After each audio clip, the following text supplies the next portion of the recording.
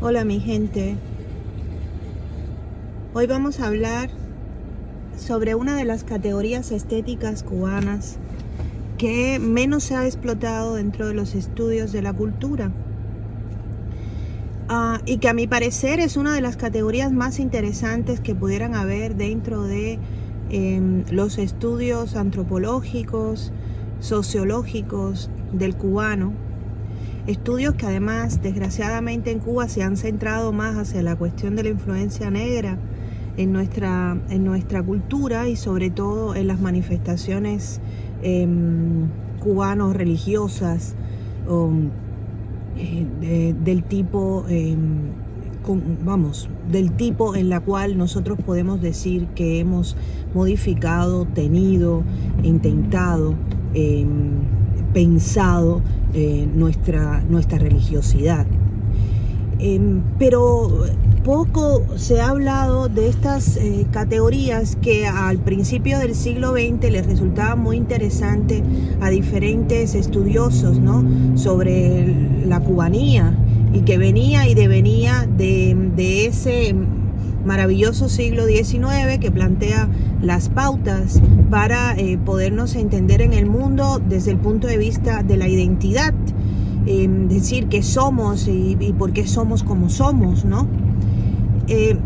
Y en aquel entonces, a principios del siglo XX, el concepto, por ejemplo, del choteo, el concepto del chabacano, ese tipo de cosas que hace que podamos comprender dentro de la sociedad y dentro de nuestra propia manifestación cultural el ser chabacano, el choteo, ¿no?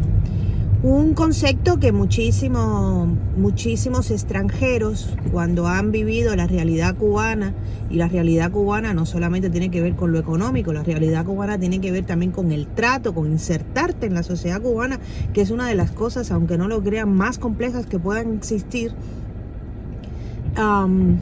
Y eso lo digo sarcásticamente.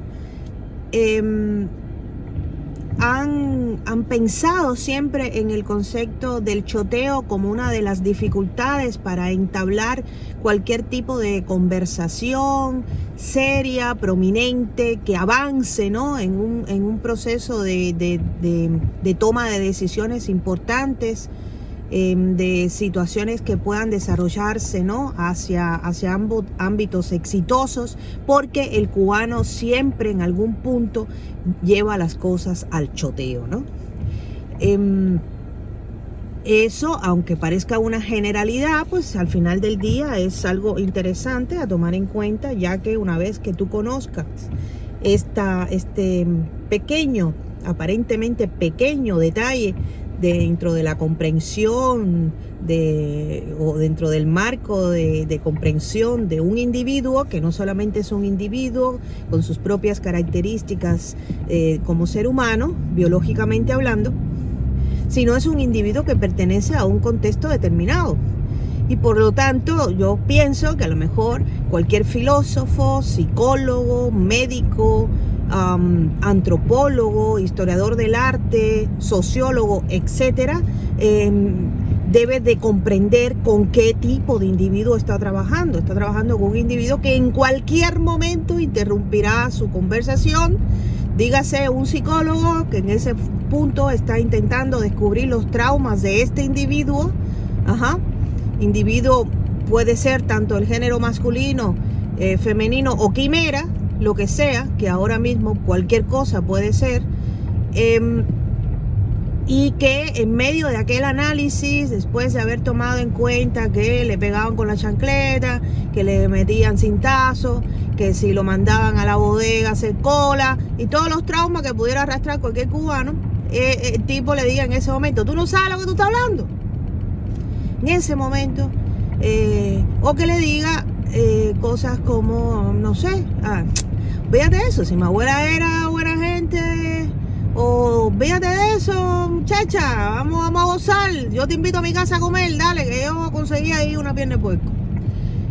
O sea, el choteo es aquello que es la falta de seriedad ante una situación que puede llevar a un camino de éxito, entre muchas cosas más. Pero hoy me interesa hablar, y creo que pudiéramos esto convertirse en segunda, tercera o cuarta parte, sobre el concepto maravilloso de el cheo.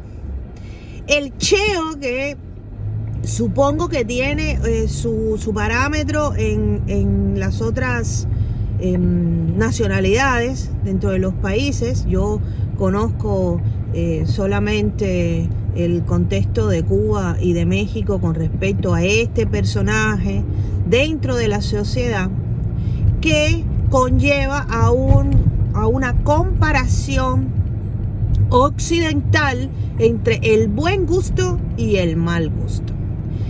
El buen gusto y el mal gusto, que son pensamientos estéticos desarrollados, por supuesto, desde la filosofía, es decir, desde el estudio de la estética. La estética estudia las cuestiones sobre el gusto, y que a nivel de los estudios, valga la redundancia, culturales, en este caso, tratando de hacer esto como un análisis totalmente coloquial, pudiéramos pensar que un representante del mal gusto dentro de la sociedad cubana es a lo que nosotros le llamamos cheo. ¿Qué cheo? ¿Qué chea? ¿No? También tiene su femenino. Y rompe con los estereotipos del buen gusto que está solidificado sobre el pensamiento burgués, ¿no? O sea, el burgués tiene buen gusto, el burgués que es el burgués de cuna, el tipo educado, el tipo cultivado, la tipa cultivada, la tipa educada, que sabe del buen vestir, sabe de cómo hacer combinaciones desde el punto de vista de colores, de texturas, de formas que dan sentido de elegancia, que se le ha agregado ahora mismo al buen gusto un concepto contemporáneo que es lo chic, ¿no? O sea, es capaz de no solamente ser elegante, sino también de tener una picardía en su elegancia, ¿no? Si se puede usar esa palabra como un elemento a descubrir cuando decimos esto es chic, ¿no? Que también es estar a la moda y también es estar al último grito de la moda, ¿ok? Que además es estar al último grito de la moda, deviene de las noblezas europeas, ¿no? Y asiáticas también, por cierto, porque pues tendríamos que vincularnos a los zares en Rusia, estamos hablando de Asia, pensando que sin temor a equivocarnos, que todo lo que la nobleza rusa hereda es precisamente el comportamiento de las cortes francesas, ya que allí se hablaba francés. El ruso era una lengua inferior, por lo menos hasta el siglo XIX. Pero podemos hablar de eso en otro momento, si es que les interesa. En ese sentido es que nosotros aparentemente visualizamos el buen gusto, y no solo es eso, sino que los cubanos, para poder determinar que algo es cheo, también tiene que ver con nuestra manifestación cultural, visión cultural sobre el cómo en nuestro contexto de la isla las personas deben de comportarse, y también cómo deben de manifestarse en su gestualidad y en su forma de seleccionar los objetos en su casa. Yo creo que podemos tener muchísimos ejemplos de lo que nosotros consideramos que es lo cheo, que tiene un sinónimo, como les decía anteriormente, que creo que no terminé la idea, que es el contexto que también yo conozco en México. Un cheo en México se le llama naco, ¿no? Esta es naca, este es naco, su casa es naca, se viste naca, ¿no? Que es lo mismo que decimos, esta es chea, esto es cheo, su casa es chea, se viste cheo, ¿no? Eso en Miami es bastante común. Nosotros creo que podemos visualizar si hay un panorama de manifestación concreta injustificable de los cheos. Digo injustificable puesto que aquí, donde lo hay todo y hay acceso a tener cosas desde tu bolsillo, demostramos de manera ferviente y eficiente lo que es ser cheo. En Cuba, pues quizá en estos momentos y en otros momentos pudiéramos justificarlo como que no había manera de tener otras cosas para adornar tu casa o para vestirte que lo que apareciera. Esa es la razón por la que arriba de tu televisor cuadrado de 4 patitas endeble ruso, ¿sí?, habían 2 muñequitos de yeso, o había estas figuras con cierta intención asiática, imitaciones de láminas, afiches de varadero o de algún elemento de La Habana pegados sobre un cartón y colgados uno por encima del otro, los sofás digamos revertidos con colchas para el frío porque se le salían los muelles, el asunto de ponerte unos zapatos de charol para ir a la escuela o ponerte quizás una bufanda bajo un calor de 40 grados porque sencillamente te la mandaron de afuera, ponerte aretes de plástico, no sé, las medias hasta arriba, con unos zapatos de hebillitas, y muchísimas otras cosas, y ustedes me lo recordarán con mayor regularidad, que hace que tú en Cuba puedas descubrir un cheo, una chea, que su casa es chea, etcétera, ¿no? Y lo contrario era una casa de buen gusto, pues bueno, una casa que tenía obras de arte o que tenía antigüedades o que tenía ciertas cosas modernas o que la mujer vestía con ropa de afuera, pero la ropa era de hilo o la ropa era de lino o tenía ciertos colores y patrones muy elegantes o que usaba algún collar delicado, alguna cartera delicada, etcétera, y olía por supuesto muy bien. Pero en este contexto, yo creo que es el panorama perfecto para estudiar la actitud del cheo, puesto que aquí el cheo se exacerba, ¿no? Aquí el cheo dice, ahora sí puedo ser cheo, ¿no?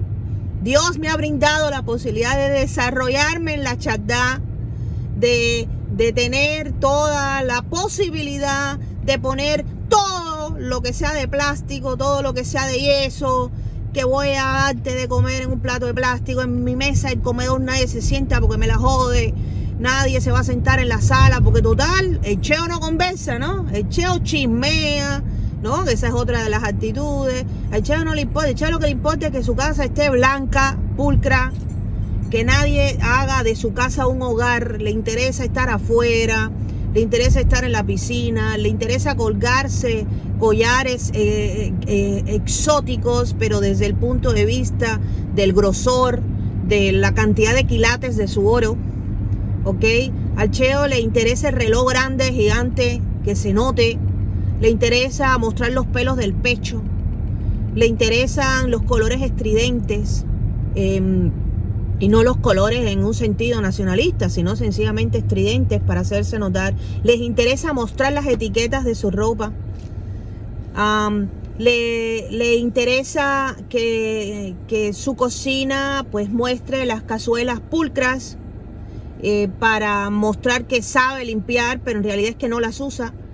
El cheo tiene muchísimas formas de poder decirte que es cheo. Aquí, por supuesto, es una hipérbole del cheo, y ese es el título que va a llevar este video. Si hay algo que podemos señalar de los estudios antropológicos sobre el cheo, es que Miami es la base de su estudio, a mi parecer. Yo creo que aquí el trabajo de campo sería muy fructífero, porque esto es una lupa, una magnífica lupa de cómo tu bolsillo va y engrandece el ser cheo como una actitud positiva del éxito que puedes mostrar ante la sociedad cubana. Mira, piensa que todo esto lo puedes tener, que toda esta maldita comodidad la puedes tener, porque ser cheo aquí es ser democrático.